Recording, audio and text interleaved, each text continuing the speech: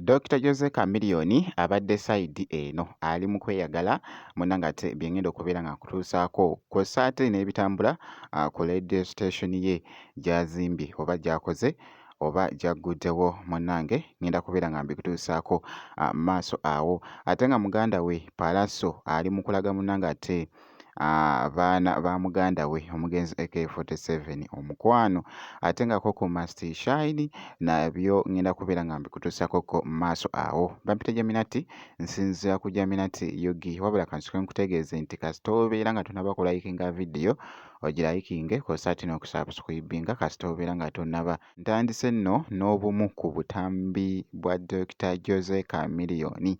Chameleone yabaddekoko mu kifo ekimu nga bw'ogezaako okulaba awo actually ng'ali mu kutwalirizaamu munnange ate mukadde wabula yabadde yeeyagala.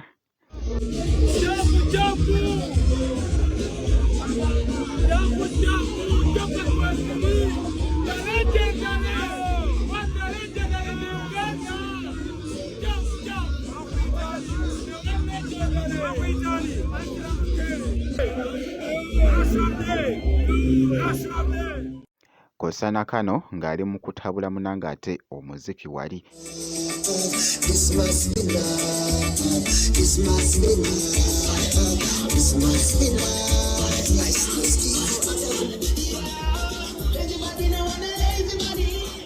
Ebiseera ebisinga nti nno osobola okwebuuza nti nno Chameleone ki ky'atasobola kukola?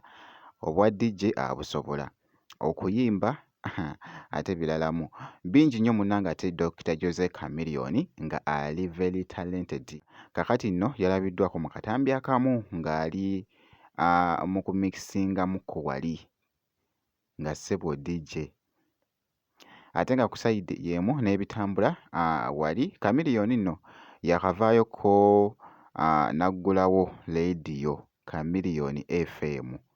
Leediyo eno yagigguliddewo eri munnange ate mu nsi e Burundi Bujumbura era ng'avuddeyoko wali actually n'obubaka post gy'akoze n'agamba nti no beginning our journey ku leediyo eno Chameleone FM gy'agguddewo wali munnange ate e Bujumbura era ne yeebaza ne pulezidenti waayo ow'ensi eyo okubaaniriza munnange obulungi ne basobola munnange ate okukwasaganya ekya leediyo station ye mu nsi eyo e Burundi. So byebyo ebikyagenda mu maaso munnange ate ku Dr. Jose Chameleone ku leediyo ye Chameleone FM. Sigenda kubeera nga ndwawo wabula kankwongereyoko ku muganda we Pallaso. Pallaso nno ebiseera ebisinga nti naatera nnyo okubeera n'abaana ba muganda we omugenzi AK47 era nga bw'ogezaako okulaba babadde mu nju ya Pallaso empya gy'ali mu kuzimba. Kakati nno n'osooka n'ondabira awo yabawadde time nga bw'ogezaako okulaba nga bali mu kunyumyanyumyamuko kw'ossa ate n'okujookinga omuyimbi munnange ate Pallaso ng'ali n'abaana ba muganda we omugenzi AK47. I don't know how to do those. But do you want to see what it does? What time is it done? What time is it done?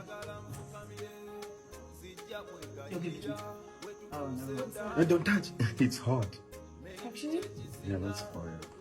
Actually? Don't touch. Don't put your Oh my finger God, on actually, it. Just feel above, but don't. It's actually hard. Stop. Oh man, I thought it was gonna pop up, bro. I thought too. Okay. That thing is the blue stands for cold. No. You can. Byebyo nno nga bw'ogezaako munnange ate okulaba mu katambi ako kabadde kakutte akati ku mukutu ogwa TikTok nti Pallaso bannange ayagala nnyo kye bayita munnange ati abaana.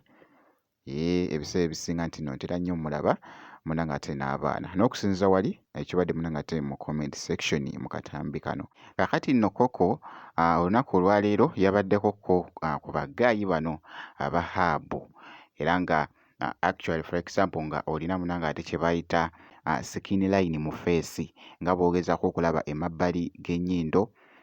Kati ye Coco Must Shine yagenzeyo munnange ne bamuyooyota face nga bw'ogezaako okulaba obukooweekoowe kw'ossa n'ebirala mu face nga bw'ogezaako okulaba. Naye bannange kibadde mu katambi. Kansooke nkuzanyiremuko olabe embeera nga bw'ebadde. Nze mba simanyi nti bw'okaaba bikola ki zivaako. Kale binyuma kale okutukuulako. You feel good when you're plucking them. Coco, you're going to pay, I think, 100K for a remover for one eye. Yes, because Mwana munkoza by'okungamba mbu you cannot put on this. we can't, because tezigenda kwenkana. These ones are going to be few. They're going to be fewer. I think as nozili packed. Ate buto katsoko tetubukako obusigaddeko. You're going to go back, take the or you're going to buy a lash serum. Ogenda oteekeko zikule, then